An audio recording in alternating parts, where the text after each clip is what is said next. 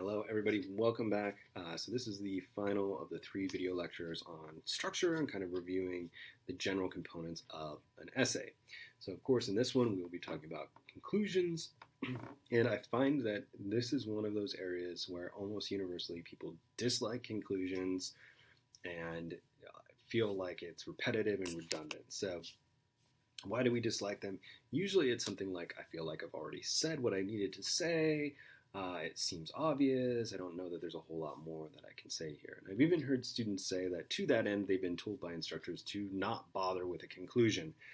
I disagree with that, and I disagree with some of the ways that we're generally taught or told how to write a conclusion. So in general, what we're told is a thesis is a restatement a conclusion includes the restatement of a thesis, a summary of evidence, recap the main point, and it's important because it ends the essay. I think that works to a degree in the same way that something like the preacher's maxim works. So the preacher's maxim is when we say, tell them what you're going to tell them, and then tell them what you told them, which is a very sort of business or military type of way of doing things because it's very straight, it's very clear, and very leaves no room for confusion, right? But I think that those approaches do a disservice, especially for a longer essay. And so I'm going to try and convince you in the next 10 to 12 minutes why we should rethink the way that we look at conclusions. The first thing is that let's say you've written a 7 or 8 page paper, and at any point your reader could have stopped reading because the easiest thing for them to do would be to stop reading, right? And so if they have stuck with you for 7 or 8 or 9 pages, we need to remember that, right? They have stuck with you that far. Prove your case, right? You kind of owe it to your reader and to yourself.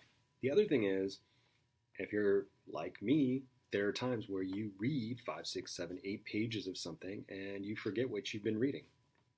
So that conclusion is a great place to make sure that we're driving that point home, that we're making sure that our reader knows exactly what we were talking about and why this is important.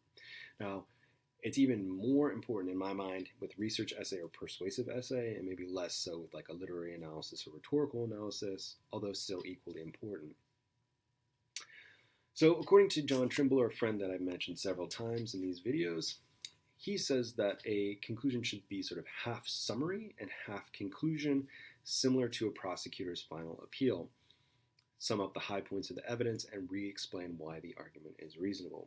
Now, what I really like is this idea of thinking of a conclusion as a prosecutor's final appeal. So if we think about a conclusion, like a closing appeal in a court case, I think it's more clear how important it is. A lawyer is not going to spend weeks presenting her case and then not make a closing argument. Likewise, that prosecutor is not going to spend weeks making her argument and then say, as I've said, this person's guilty, he was there, he had the weapon, blah, blah, blah. That's not very effective. We also need to create that connective tissue that shows how all of this comes together. Remember, at the beginning of the essay, that person has some basic information. You're providing them context. You're providing them thesis. Hopefully, throughout the essay, you're reminding them what the thesis was using your topic sentences. So, couple quick do's and don'ts of conclusions. Things to do. Number 1, craft your conclusion carefully. Number 2, remember that your reader has stuck with you this long, however many pages that is. And 3, consider it a closing appeal.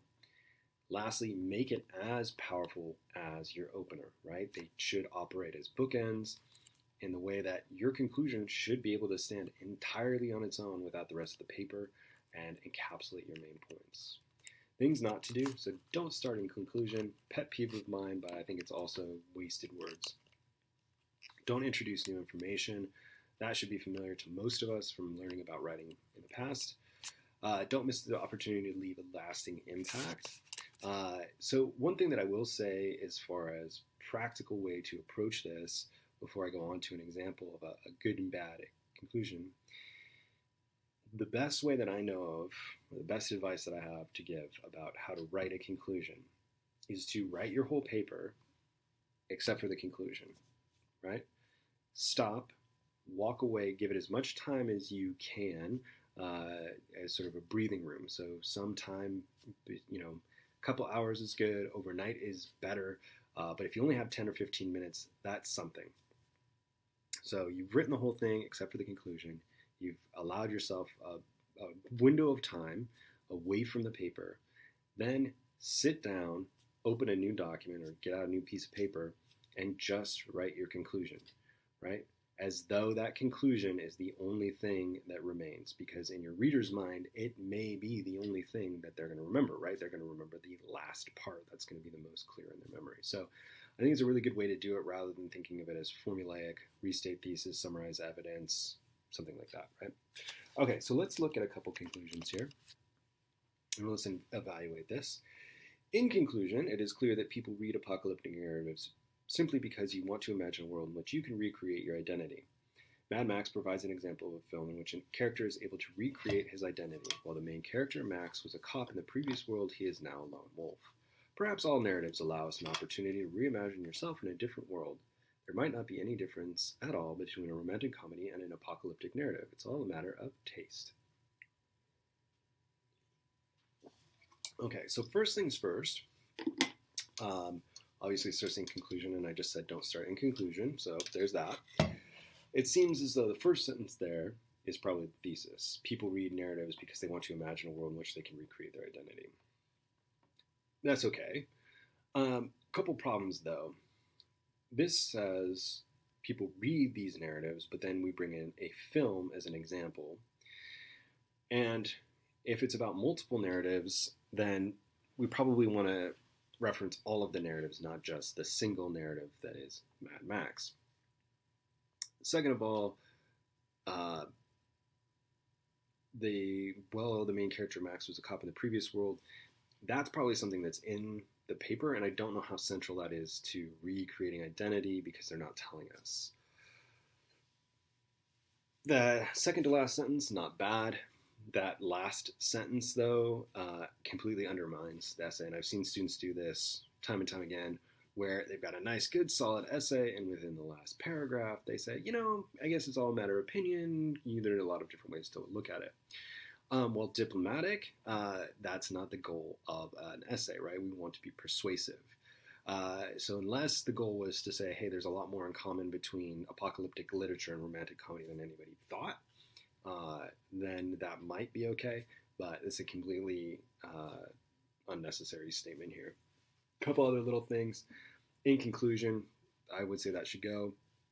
Secondly, they use that second person pronoun you, which I would say shouldn't be in an academic paper 99% of the time, and we can talk about that more if you have questions about it.